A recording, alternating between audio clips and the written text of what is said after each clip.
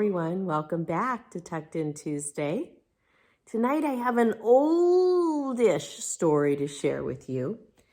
It's called Strega Nona, and it's by Tommy DePaula. And it's written, it was a Caldecott Honor book, and it was written in the 1970s. So it's an older story, and I hope you enjoy it tonight. Strega Nona. In a town in Calabria a long time ago, there lived an old lady called Strega Nona, which meant Grandma Witch. Although all the people in town talked about her in whispers, they all went to see if they had troubles. Even the priest and the sisters of the convent went because Strega Nona did have a magic touch. She could cure a headache with oil and water and a hairpin. She made special potions for the girls who wanted husbands. And she was very good at getting rid of warts.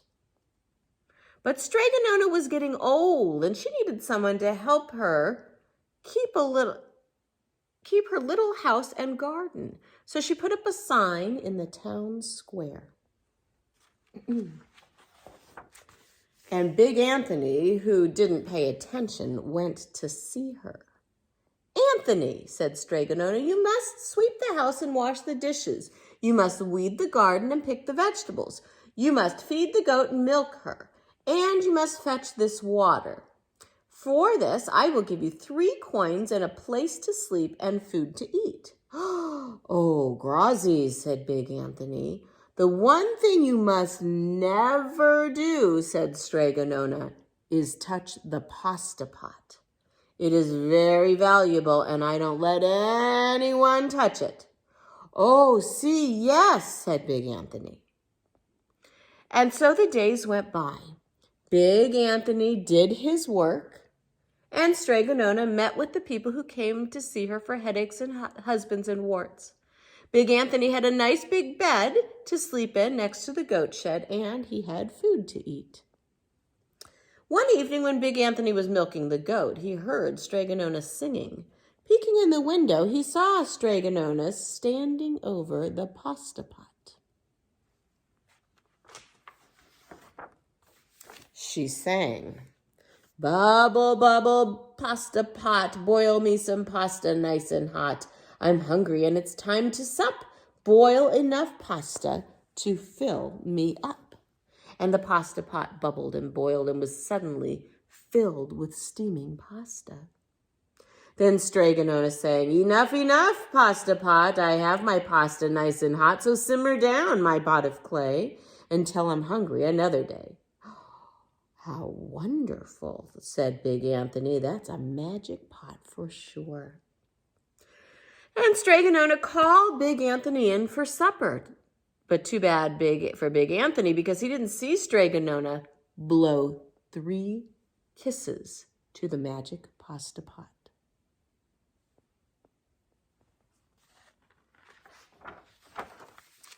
And this is what happened. The next day, when Big Anthony went to the town square to fetch the water, he told everyone about the pasta pot. And naturally, everyone laughed at him because it sounded so silly, a pot that cooked all by itself. "You'd better go and confess to the priest, Big Anthony," they said. "Such a lie." And Big Anthony was angry, and that wasn't a very good thing to be. "I'll show them," he said to himself. "Someday I will get the pasta pot and make it cook, and then they'll be sorry." The day came sooner than even Big Anthony would have thought, because 2 days later, Strega Nona said to Big Anthony, "Anthony, I must go over the mountain to the next town to see my friend, Strega Amelia. Sweep the house and weed the garden, feed the goat and milk her, and for your lunch, there are some bread and cheese in the cupboard. And remember, don't touch the pasta pot." "Oh, yes, yes," Strega Nona said Big Anthony, but inside he was thinking, "My chance has come."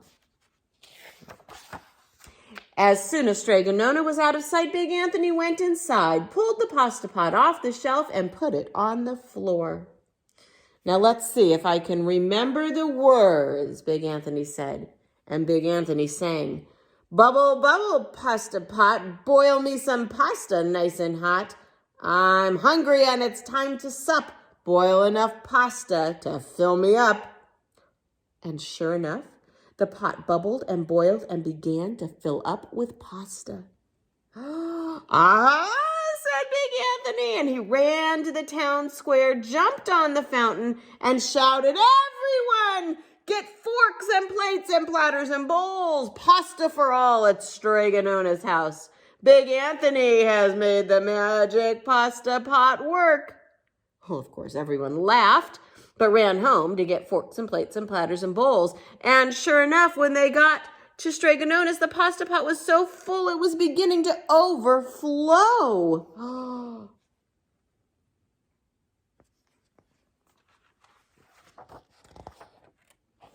Big Anthony was a hero. He scooped out pasta and filled the plates and platters and bowls. There was more than enough for all the townspeople, including the priest and the sisters from the convent, and some people came back for 2 and 3 helpings, and the pot was never empty. When all of them had their fill, Big Anthony sang, "Enough, enough, pasta pot. I have my pasta nice and hot, so simmer down, my pot of clay, until I'm hungry another day." But alas, he did not blow the 3 kisses. He went outside to the applause of the crowd. Big Anthony took a bow. He was so busy listening to compliments from everyone that he didn't notice the pasta pot was still bubbling and boiling until a sister from the convent said, "Oh, Big Anthony, look!" And pasta was pouring out of the pot all over the floor of Strega Nona's house and was coming out the door.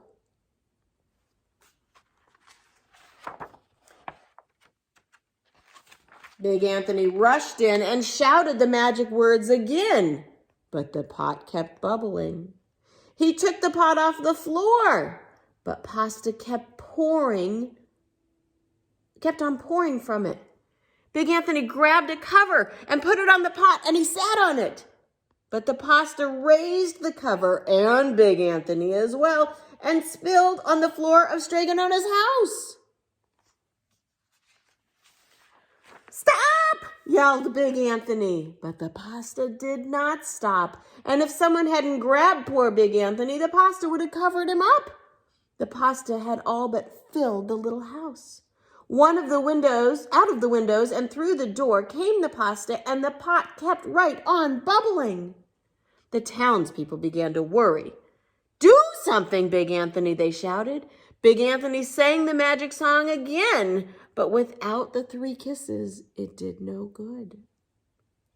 By this time, the pasta was on its way down the road, and all the people were running to keep ahead of it.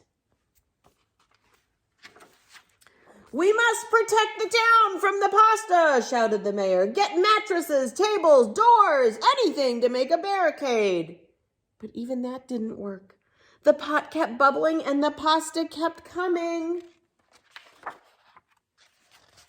"We are lost," said the people. And the priest and the sisters of the convent began praying. "The pasta will cover our town," they cried. And certainly it would have, had Strega Nona not come down the road home from her visit. She didn't have to look twice to know what had happened. She sang the magic pasta song and blew the 3 kisses, and with a sputter, the pot stopped boiling the pasta and came to a halt. "Oh, Grazia, thank you, Strega Nona," the people cried. But then they turned on poor Big Anthony. "String him up," the men of the town shouted. "Now wait," said Strega Nona. "The punishment must fit the crime." And she took a fork from a lady standing nearby and held it out to Big Anthony. "All right, Anthony, you wanted pasta from my magic pasta pot," Strega Nona said, "and I want to sleep in my little bed tonight. So start eating." And he did. Poor Big Anthony. And that is the end of the story. Sweet dreams, everybody.